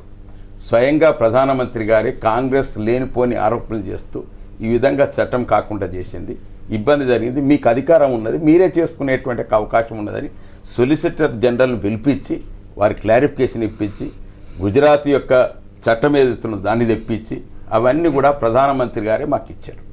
ప్రధానమంత్రి గారి యొక్క సూచనకు అనుగుణ్యంగానే ఇక చట్టాన్ని తయారు చేయడానికి చేసినాం. దీంట్లో ఎవరికేం ఆబ్జెక్షన్ ఉండడానికి వీల్లేదు. రెండవ ప్రశ్న కూడా మీరు అన్నారు, 2013లో వీళ్ళు చట్టం చేసేదానికన్నా ముందు దేవాదుల ప్రాజెక్టు నుంచి వచ్చేటువంటి యొక్క భూసేకరణ జరుగుతుంది. టపాస్పల్లి అనేటువంటి యొక్క ప్రాంతం ఇప్పుడు మల్లన్న సాగర్ దగ్గరనే మా అంటే ఒక కూతపెట్టు దూరంలో ఉంటుంది. అమర్ గారు మీకు తెలుసు, అప్పుడు కూడా వరంగల్ జిల్లాలోనే ఉన్నది. ఆ టపాస్పల్లిలో భూసేకరణ చేశారు. వారు చేసినప్పుడు వారు ఇచ్చినటువంటి యొక్క కంపెన్సేషన్ 60,000 అధ్యక్ష. కాబట్టి 60,000కు 4 రెట్లు ఎంత అవుతుంది? 2,40,000 అవుతుంది. కాబట్టి ఇలా 6,40,000 ఇస్తున్నాం. కాబట్టి దానికి అనుగుణ్యంగా ఏదైతే వారు అన్నారు, ఇప్పుడు అదే సంపత్ గారు అన్నారు, అదే ప్రకాష్ రెడ్డి గారు అన్నారు, నాది ఈ రేట్ అయితే ఇంత ఉంటుంది, ఇంకా లోపట్టుకుంటే గింత ఉంటుంది అనేటువంటి ఏదైతే హైలీ రేట్ 14 లక్షలు కూడా చెల్లించినాం. ఇవాళ మల్లన్న సాగర్ దగ్గర సుమారు 60,000 ఎకరాలు భూసేకరణ చేసినాం. 60,000 ఎకరాలు చేసి చెప్తున్న టెక్నికల్ పాయింట్స్ ఎందుకు అడ్రస్ చేయాలి? అది కూడా చేస్తారు, అది కూడా చెప్తారు. 60,000 ఎకరాలలో మీరు అన్నట్టుగా 123 జీవో ప్రకారంగా 43,000 ఎకరాలకు 123 జీవో ప్రకారంగా కాంపెన్సేషన్ ఇచ్చినాం. వారు అన్నట్టుగా 17,000కు ఆ రోజు కూడా కొంతమంది రైతులు ఆబ్జెక్షన్ చేసి 17,000 ఎకరాలకు 2013 జీవో ప్రకారం చట్టం ప్రకారం ఇచ్చినాం. కాబట్టి ఎవరు రైతులు ఏది కోరితే అది ఇస్తామనేటువంటిది కోర్టులోనే చెప్పినాం. దానికి అనుగుణంగానే పేమెంట్ చేస్తూ వచ్చాను. కాబట్టి ఇక్కడ ఎవరి స్వార్థ ప్రయోజనాలు ఏమి లేవు. ఎందుకొరకంటే మెదక్ జిల్లాలో, వరంగల్ జిల్లాలో, కరీంనగర్ జిల్లాలో ఇంత లోయర్ మానేట్ డ్యామ్ వచ్చిన తర్వాత కరీంనగర్ కొంత అయింది, కానీ వరంగల్కును మెదక్కు నీరు చుక్క ఉండేనా, కాలువల ద్వారా వ్యవసాయం చేస్తే మైనడం. కాబట్టి అందుకొరకు సాగునీరు అందించాలనేటువంటి ఒక తపనతోటి ఇంకా చాలామంది చాలా మాట్లాడుతున్నారు. ఎందుకంటే ఎక్కువగా మనం స్థిరీకరణ జరగాలి. ఎందుకంటే మొన్నటి చూసినాం, నిజాం సాగర్ చూస్తే ఒక చుక్క నీరు లేకుండా పోయింది, సింగూరు ప్రాజెక్టులో చుక్క నీరు లేకుండా పోయింది, అదేవిధంగా ఎస్ఆర్ఎస్పి ప్రాజెక్టు చుక్క నీరు లేకుండా పోయింది. అది లేకుండా ఉంటుంది కాబట్టి మన గోదావరి నది తలాపున ఉన్నటువంటి గోదావరి నదిలేమో సంవత్సరానికి 300-400 టీఎంసీ నీళ్ళు సముద్రంలో కలుస్తున్నాయి. ఆ నీరును మనం డైవర్షన్ చేసుకొని కొన్ని జలాశయాల నిర్మాణం చేసినట్టయితే, ఆ జలాశయాల నిర్మాణం చేసుకున్నట్టయితే, దాన్ని నింపుకున్నట్టయితే ఇటు భూగర్భ జలాలు పెరుగుతాయి. మనకు మొదటి నుంచి కూడా భూగర్భ జలాల ద్వారానే వ్యవసాయం నడుస్తుంది. దాని ద్వారానే కొన్ని టీఎంసీల నీరు మనకు నిల్వ ఉంటుంది. కాబట్టి తద్వారా ఆ రకమైనటువంటి ఒక ఉద్దేశంతో ఈ జలాశయాల నిర్మాణం చేపట్టడానికి ఈ కార్యక్రమాన్ని చేసినాం. దాంట్లో ఇవన్నీ కూడా జరుగుతున్నటువంటి ఒక విషయం. ఆ జలాశయాల నిర్మాణంలోనే భూసేకరణ అవసరం. ఇప్పుడు వారే అన్నారు, రఘు గారే అన్నారు, ఎస్ ఎక్స్పర్ట్ కమిటీకి పంపుతున్నారు. ఎస్ ఎక్స్పర్ట్ కమిటీ రిపోర్ట్ రాని భూసేకరణ అయితే ఎక్కడికైతే పోదు కదా. ఎందుకంటే మాకు ఉన్నటువంటి ఆతృత, మాకు టైం బౌండ్ ప్రోగ్రామ్ 5 సంవత్సరాల లోపల చేయాలనేటువంటిది ఉన్నది. వాళ్ళ లెక్కనండి 60 సంవత్సరాలు పాలన చేసి ఒక చుక్క నీళ్ళు తట్టడి మట్టి జేఏసీ ఆందోళన ఎందుకు అడ్డుకుంటున్నారు? ఎస్ జేఏసీ ఆందోళన అంటే వాళ్ళు మేము ఆందోళన విరమించుకున్నాం, ఇవాళ జరగాల్సింది అని చెప్పిన తర్వాత కూడా ఇవాళ తెల్లారి వరకు కూడా అరెస్ట్ ఎందుకు? అరెస్ట్ అనేటువంటి తెలంగాణ ప్రభుత్వం, తెలంగాణలో ఇవాళ అధికారంలో ఉన్న అమర్ గారు మీకు తెలియదే ఉన్నది. దశాబ్ద కాలం పైగా ఉద్యమాలు చేసి వచ్చిన వాళ్ళు ఇంకా మరింత ప్రజాస్వామ్యంగా ఉంటారు, ప్రజాస్వామ్యబద్ధంగా వ్యవహరిస్తారని కదా ఎవరైనా ఆశించేది. ఎక్కడనైనా కానీ ప్రజాస్వామ్యయుతంగానే జరుగుతుంది.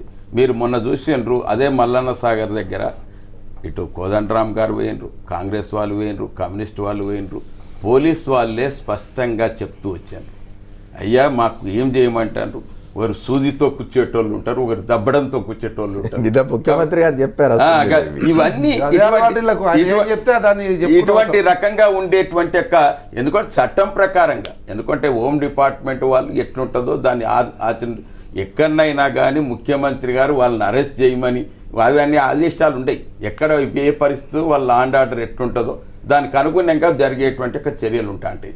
అంత మాత్రాన్ని మేము వ్యతిరేకిస్తామంటే సుధాకర్ రెడ్డి గారు ఇప్పుడు రాజకీయ పక్షాలకు ఉంటే ఉండొచ్చు టీఆర్ఎస్ పట్ల వ్యతిరేకత, ఎందుకంటే అది అధికారంలో ఉంది, దాన్ని అంతే కదా. కానీ జేఏసీ లాంటి సంస్థలు తెలంగాణ రాష్ట్ర సాధన కోసం అని మీతో కలిసి పోరాడిన సంస్థలు వారెందుకు మిమ్మల్ని అప్రతిష్ట పాలు చేయాలని, డ్యామేజ్ చేయాలని మనం వాళ్ళ నాయకత్వం కింద మీరు తెలంగాణ ఒక్క విషయం, మీరు పోరాటం చేసినా మేము పోరాటం చేసినా ఎవరికి వారే స్వతంత్రంగా ఉంటూ వచ్చారు. కాబట్టి ఎప్పుడైతే ఎన్నికలైన మరుక్షణం, ఎన్నికల కన్నా ముందు నుంచే జేఏసీ వాళ్ళే కాంగ్రెస్ వాళ్ళతోటి వాళ్ళు ఉండి కొంతమంది జేఏసీ నాయకులందరినీ కూడా కాంగ్రెస్ పార్టీలో చేర్చి కాంగ్రెస్ పార్టీలో ఉన్నటువంటి ఒక విషయం చూసినాం. కాంగ్రెస్ క్యాండిడేట్స్గా కూడా వాళ్ళు జేఏసీలోనూ కొన్ని సంస్థలకు సంబంధించిన నాయకులు టీఆర్ఎస్ లో కూడా చేరినారు, పదవుల్లో కూడా ఉన్నారు కదా. ఇప్పుడు కాంగ్రెస్ మాత్రమే పోయినారని నేను అనేది ఏమిటంటే కంప్లైంట్ లేలే అమర్ గారు, దాంట్లో వారి యొక్క మొదటి నుంచి కూడా గమనించినట్టయితే వారు కాంగ్రెస్కి అనుకూలంగానే వారు వ్యవహారం కనుసబడుతూ వస్తుంది. కాబట్టి నేచురల్ గా ఉంటది కాబట్టి వాళ్ళు కాంగ్రెస్ కి అనుకూలంగా ఉన్నారు కాబట్టి వాళ్ళకి ఇట్లాంటి పరిణామాలు వాళ్ళకి అనుకూలంగా కాదు, అంటే లా అండ్ ఆర్డర్ సిచ్యువేషన్ బట్టి ఉంటా ఉంటది. అసెంబ్లీ సమావేశం ఇంకొక షార్ట్ బ్రేక్ తీసుకొని వచ్చి మాట్లాడదాం. Welcome back to the fourth estate. మనం భూసేకరణకు సంబంధించి నిన్న శాసనసభలో చేసిన సవరణలు, 2013 చట్టానికి సవరణలు చేస్తూ ఆమోదించిన బిల్లుకు సంబంధించి మాట్లాడుకుంటున్నాం. అట్లాగే తెలంగాణ జేఏసీ చేస్తున్న ఆందోళన మీద ప్రభుత్వ వైఖరి గురించి కూడా మాట్లాడుకున్నాం. రావు గారు, ఒక ఆరోపణ కాంగ్రెస్కు దగ్గరగా ఉంది జేఏసీ అని. ఇంకొక మాట కూడా వస్తున్నది, అసలు తెలంగాణ రాష్ట్రం ఏర్పడిన తర్వాత ఏ రాజకీయ పార్టీ పనిచేసుకుంటున్నది, ఇంకా జేఏసీ ఏమిటి అని. అంటే తెలంగాణ ఏర్పడిన తర్వాత తెలంగాణ జేఏసీ కొనసాగాలనేసి ముందే అనుకున్నారు. అన్నిటికన్నా ముఖ్యంగా జయశంకర్ గారు చెప్పిన మాట మనం మర్చిపోవద్దు. అసలు జేఏసీ అవసరం అనేది తెలంగాణ ఏర్పడిన తర్వాతే మరింత ఎక్కువగా ఉంటుంది. ఎందుకంటే ఇది అపరిపక్వంగా ఉన్న పరిస్థితుల్లో జేఏసీ లాంటి సంస్థ, ఎందుకంటే అది ప్రజల నుంచి ఉద్భవించిన సంస్థ, అది దీనికి చాలా ఎక్స్పీరియన్స్ ఉంది. అంటే ప్రజలతోని మమేకం కావడము, సమస్యలు తెలుసుకోవడము, యాక్చువల్గా తెలంగాణ పల్స్ ఏంటనేది జేఏసీకి తెలిసినంతగా ఎవరికి తెలియదు. కాబట్టి జేఏసీ అనేది యాక్టివ్గా లేకుంటే ఇంకా దాని పరిణామాలు విపరిణామాలుగా మారుతాయి. ఎందుకంటే తెలంగాణ ఏర్పడడం వల్ల, ఒక భౌగోళిక తెలంగాణ ఏర్పడడం వల్ల రిసోర్సెస్ మాత్రం తెలంగాణకు వస్తాయనేది అందరికీ సమగ్రమైన అవగాహన ఉంది.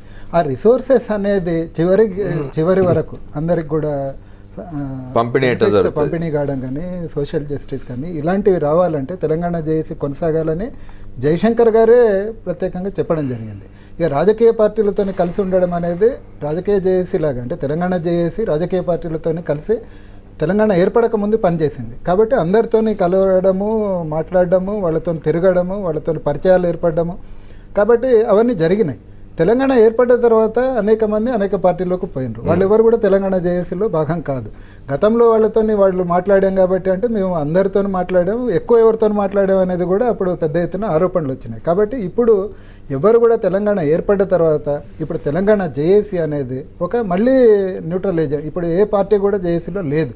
కాబట్టి ఒక పార్టీకి ఫేవరబుల్గా, ఒక పార్టీకి దూరంగా ఉండడం అనేది జేఏసీ ఇది కరెక్ట్ కాదనేది ఫస్ట్ చెప్తున్నాం. రెండోది మేము చెప్పదలుచుకున్నది ఏంటంటే, మేము ఇష్యూస్ను రైజ్ చేస్తున్నాం. ఓకే, స్పష్టంగా అది కూడా పేపర్ మీద పెడుతున్నాం. అంటే ఈరోజు ఒకటి చెప్పి రేపు మారవడానికి లేదు. అన్ని విద్యకు సంబంధించి, వైద్యానికి సంబంధించి, ఇరిగేషన్, ఎలక్ట్రిసిటీకి సంబంధించి సమగ్రమైన నివేదికలు పుస్తకాల రూపంలో లెక్కలతో సహా ఇచ్చినాం. కాబట్టి మేము మా మనసులో ఏముందనే దానికన్నా పేపర్ మీద ఏముందనే దాన్ని బట్టి అక్కడ యాక్షన్ తీసుకుంటే బాగుంటుంది. అంటే ఇప్పుడు రైజ్ అవుతున్న ఇష్యూస్లో కూడా చెప్పింది ఏంటంటే, ఇప్పుడు అసలు ఈ సవరణ చట్టము వీటికి సంబంధించిన వివరాలు పూర్తిగా బయటికి రాలేదు ఆ టైంలో. కాబట్టి వీటన్నిటినీ కూడా, అంటే ఒకటి ఫ్లోర్ లీడర్స్తో ఒక సమావేశం పెట్టేసి చెప్పింది ఏంటంటే, రైట్, వీటిని యాక్చువల్ స్టేక్ హోల్డర్స్ ఎవరు? ప్రజలు. కాబట్టి డిఫరెంట్ స్టేక్ హోల్డర్స్తో కూడా మాట్లాడి సమగ్రమైన ఫీడ్బ్యాక్ తీసుకొని దాన్ని ఒక చట్టరూపం చేసుకుంటే నిజంగానే అవసరం అయితే, అసలు ఫస్ట్ ల్యాండ్ ఎంత అవసరమో అనేది ఒక పెద్ద ఇష్యూ, అది దాని మీద డీటెయిల్గా మనం డిస్కస్ చేయాలి. అది ల్యాండ్ అవసరము అనుకున్న తర్వాత దాన్ని ఏ విధంగా సేకరించాలి అనే దాని మీద కూడా ఒకసారి స్టేక్ హోల్డర్స్తో కూడా మాట్లాడాలి. అంటే ఇక్కడ ఒక ప్రాజెక్టు కట్టడానికి భూమి అవసరం కాదని ఎవరు అంటారు? భూమి లేకుండా ప్రాజెక్టులు కట్టలేము. కానీ ఆ నిర్వాసితుల సమస్యలకు సంబంధించి వాళ్ళు ఒక మైనర్ సెక్షన్, ఒక మేజర్ సెక్షన్ బెనిఫిట్ అవుతున్నప్పుడు మైనర్స్ సాక్రిఫైస్ చేయాలంటే అసలు తెలంగాణ ఉద్యమం ఎట్లా పుట్టింది? ఒక మైనారిటీ ఉండేది తెలంగాణ అనేది. ఈ మైనారిటీల హక్కులను పట్టించుకోవట్లేదు కాబట్టి తెలంగాణ ఉద్యమం వచ్చింది. కాబట్టి అసలు మన ఏ పునాదుల మీద తెలంగాణ ఉద్యమాలు మెజారిటీ మైనారిటీల మధ్య ఘర్షణ కారణంగానే వస్తాయి కదా. కాబట్టి ఒక అనుభవంతోనే వచ్చినప్పుడు ఆ మైనారిటీల సమస్యల మీద సమగ్రంగా పరిశీలించాలి. కాబట్టి భూమి అవసరమే, కానీ దానికి సంబంధించి అన్ని అంశాలను కూడా పరిగణలోకి. శ్రీనివాసరావు గారు, ఒకటి ఇక్కడ బాగా ప్రధానంగా వినిపిస్తున్నది ఏమిటంటే ఈ స్టేక్ హోల్డర్స్ ఎవరైతున్నారో ప్రజలతో ఇవాళ కోదండరాం చెప్తున్నారు, దాన్ని దీక్ష విరమించిన తర్వాత మాట్లాడుతూ ఆయన చెప్పింది ఏంటంటే మీరు ప్రజలతో మాట్లాడాలి కదా, ప్రజలతో మాట్లాడండి అన్నందుకు ఎందుకు మా మీద మీకు ఇంత కోపం, వ్యతిరేకత అంటున్నారు. ఇప్పుడు సుదీర్ఘకాలం సాగినటువంటి తెలంగాణ ఉద్యమం వల్ల వచ్చిన ఫలితం ఏంటంటే తెలంగాణ ఆవిర్భావం.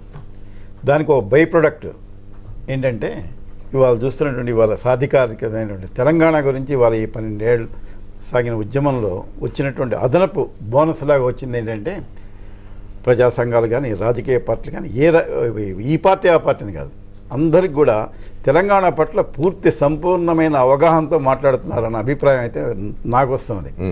ఎందుకంటే అసెంబ్లీలో జరిగిన చర్చలు కానీ ఇలా బయట టీవీ చర్చలు కానీ చూసినప్పుడు చాలా అథారిటేటివ్గా మాట్లాడారు. అయితే అక్కడ వస్తుంది దీన్ని నాకు అప్పుడప్పుడు అనిపిస్తుంది, అందరూ కలిసి సాధించుకున్న తెలంగాణ, ఒకళ్ళు ఇద్దరు కాదు కదా, మొత్తం అందరూ కలిస్తేనే ఇది వచ్చింది కదా.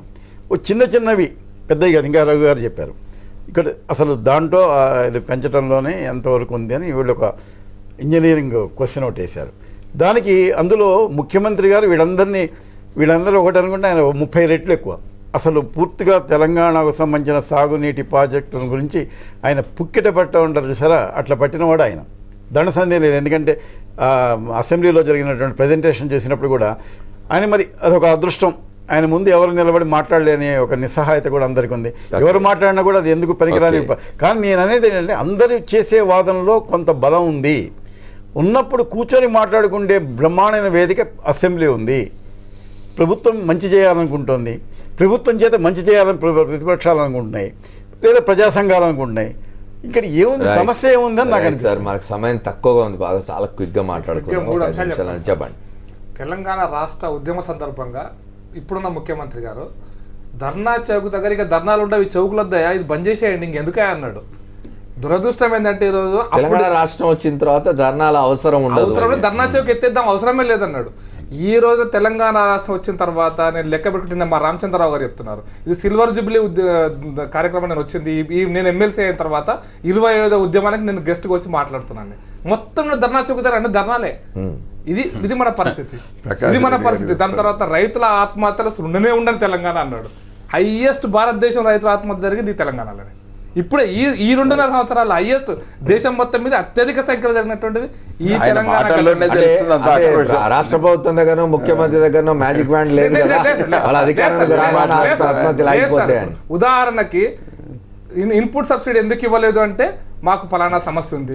ఉద్యోగులకు జీతాలు ఎందుకు ఇవ్వలేదు అంటే కేంద్రం ఇవ్వలేదు. ఇప్పుడు నరేంద్ర మోడీ గారి దగ్గర మేము అడగాలనా, నువ్వు చెప్పిన రాష్ట్ర ప్రభుత్వానికి ఇట్లా బిల్ చేయమని చెప్పండి. ఇది కాదు కదా. మీరు నరేంద్ర మోడీ పేరు చెప్పి ఇంకొకరి పేరు చెప్పి తప్పించుకోవద్దండి. తెలంగాణ ప్రజల డిమాండ్ మేరకు తెలంగాణ శాసనసభ రిప్రజెంట్ చేస్తుంది. కాబట్టి తెలంగాణ శాసనసభలో తెలంగాణ ప్రజల ఆకాంక్షలకు అనుగుణ చర్చ జరగాల్సిందే. ఈ చర్చ ఇప్పుడున్న పరిస్థితుల్లో నియంతృత్వపు పోకడతో జరుగుతుంది. ఇక్కడ ప్రజాస్వామ్యం లేదని మాత్రం ఖచ్చితంగా సంపత్ వెరీ బ్రీఫ్. బేసికల్లీ మీరు ఒకటి ఆలోచన చేయండి, ఏ ఉద్యమాల పునాదుల మీద ఎదిగిన పార్టీ టీఆర్ఎస్ పార్టీ. అదే ఉద్యమాల ద్వారా వచ్చినటువంటి తెలంగాణ రాష్ట్రంలో మొట్టమొదటి అధికారంలోకి వచ్చినటువంటి పార్టీ టీఆర్ఎస్ పార్టీ. వారు చెప్పినారు, మళ్ళీ నేను చెప్పకూడదు కానీ ఈ చుట్టుపక్కల టెంట్ హౌస్లో ఉండవు, టెంట్ హౌస్లలో గిరాకే ఉండదు, బంద్ చేసుకొని పోవాలన్నటువంటి సందర్భంలో నీకు రైట్ హ్యాండ్గా ఉండి నీవు ఆ రకంగా మాట్లాడడానికి వేదికనిచ్చినటువంటి సంస్థ చేసి ఆ సంస్థకు నాయకుడు కానీ రైట్ సైడ్ ఉండి నిన్ను అంత వరకు తీసుకుపోయి తెలంగాణ రాష్ట్రం రావడానికి కారణమైన కోదండరాం సార్దే ఈరోజు తప్పనిసరి పరిస్థితుల్లో సఫకేటెడ్ అవమానకరంగా, సిచ్యువేషన్ అవమానకరంగా. ప్రజాస్వామ్యయుతంగా ఒక రిక్వెస్ట్ మీద అక్కడ ధర్నా చేస్తామంటే పర్మిషన్ ఇవ్వని పరిస్థితులలో దిక్కుతోచని పరిస్థితుల్లో ఇంట్లో కూర్చొని ఆ వయసులో ఒక ప్రొఫెసర్ ఉద్యమాన్ని నడిపి రాష్ట్రాన్ని తీసుకురావడంలో కీలక పాత్ర వహించిన కోదండరామి దీక్ష కూర్చున్నా అంటే నియంతృత్వ పోకడకు పరాకాష్ట Right. కోదండరామ్ గారి దీక్ష ఈరోజు. Final, అయితే సార్ సుధాకర్. అయితే Yeah, ఒకటే say. ఇప్పుడు మల్లన్న సాగర్ కానీ ఇంకోటి కానీ ఈయన ఇప్పుడు మీరు- పక్కద అసలు భూసేకరణ విషయంలో వినండి, మాట్లాడవాలంటే అన్ని నీ వినండి, ఏం ముఖ్యమంత్రి- నీ వినండి, ముఖ్యమంత్రి వినండి, ప్రభుత్వం వినండి, వినండి. అయితే శాసనసభ సాక్షిగా ముఖ్యమంత్రి గారే చెప్పి అరాచక శక్తులు సంఘ విద్రోహ శక్తులు వస్తాయి నేనే పెట్టినా బరాబర్. చూడండి మీరు the way of his attitude in the house it self.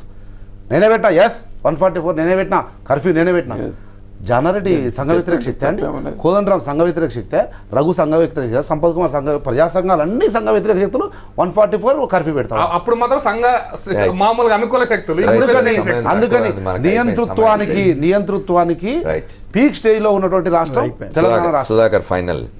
Amar గారు స్పష్టంగా భూసేకరణ జరుగుట్లో ప్రజల యొక్క అభిష్టానికి అనుగుణ్యంగానే చట్టం తీసుకొస్తున్నాం. కోదండరామ్ ఎందుకు దానికి చేశారు ఎక్కువగా ఇలా ఎందుకంటే రైతులందరూ ఫైన్ కూడా సార్, ఎవరన్నా- రైతులు ఇష్టం ఎవరైనా- కోదండరామ్ దీక్ష ఎందుకు ఎవరైనా చేస్తున్నాడు ప్రభుత్వం చెప్పనండి. చేస్తున్న పనిని వ్యతిరేకిస్తూ లేదా విమర్శిస్తూ ఇది కరెక్ట్ కాదు అని ఏదైనా ఆందోళన చేయదలుచుకుంటే తెలంగాణ రాష్ట్ర సమితి వంటి పార్టీ అధికారంలో ఉన్న ప్రభుత్వం దాన్ని అడ్డుకోవడం ఎట్లా సమంజసం? అసెంబ్లీలో గట్టిగా మాట్లాడితే సస్పెన్షన్ ఒకటి మీరు ఎవరు సస్పెండ్ చేస్తలేరు, ఎవరు సస్పెండ్ చేస్తలేరు. అది మనం కోదండరామ్ గారు అదే మా ప్రకాష్ రెడ్డికి అదే అర్థం అయితే లేదు. మనం బిజినెస్ అడ్వైజరీ కమిటీలో తీసుకున్న నిర్ణయానికి భిన్నంగా నువ్వైతే ఏదైతే నువ్వు సార్ అసెంబ్లీ గురించి కాదు, మనం ఇక్కడ బయట జేఏసీ ఉద్యమం పట్ల ఈ వైఖరి ఎందుకు తీసుకుంటుంది? గవర్నర్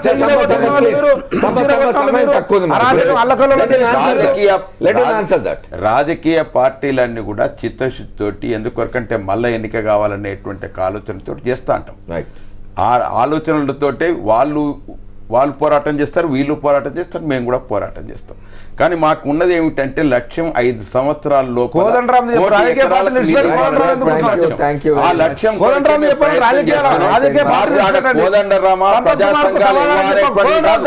ప్రజా సంఘాలు ఏమన్నా కానీ నువ్వు వీళ్ళకో ఏ ఆయుధం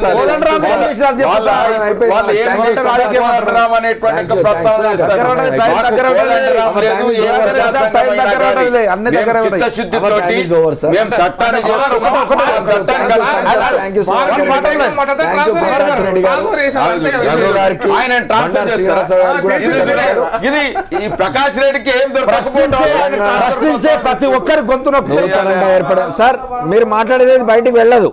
sorry, our time is over. మీ అందరికి కృతజ్ఞతలు. భూసేకరణ చట్టం తెలంగాణలో తప్పనిసరిగా రాజకీయ ప్రకంపనలకు దారితీసింది. ఓ పక్కన జేఏసీ చేస్తున్న ఉద్యమం పట్ల ప్రభుత్వం తీసుకుంటున్న వైఖరి కూడా విమర్శలకు దారితీస్తున్నది. తప్పనిసరిగా ప్రభుత్వం దీని గురించి ఆలోచించాలి. ఎందుకంటే ఇవాళ ప్రభుత్వంలో ఉన్న పక్షం ఒక దశాబ్ద కాలం పైగా ఒక పెద్ద మహా ఉద్యమాన్ని నడిపి రాష్ట్రాన్ని సాధించుకొని అధికారంలోకి వచ్చిన పార్టీ కాబట్టి తనతో పాటు నడిచి తనతో పాటు ఉద్యమం సాగించిన ఇంకొక వ్యవస్థ మీద ఇట్లాంటి వైఖరి తీసుకోవడాన్ని మాత్రం అందరూ ఆక్షేపిస్తున్నారు. ఏదేమైనా ప్రాజెక్టులు రావాల్సిందే, భూసేకరణ జరగాల్సిందే. అయితే వీటి పట్ల ఒక శాస్త్రీయమైన పద్ధతి ఉండాలని చెప్తూ ఉన్నారు. అందరి మాట వింటే బాగుంటుందేమో. ఇది వాళ్ళ 4th ఎస్టేట్.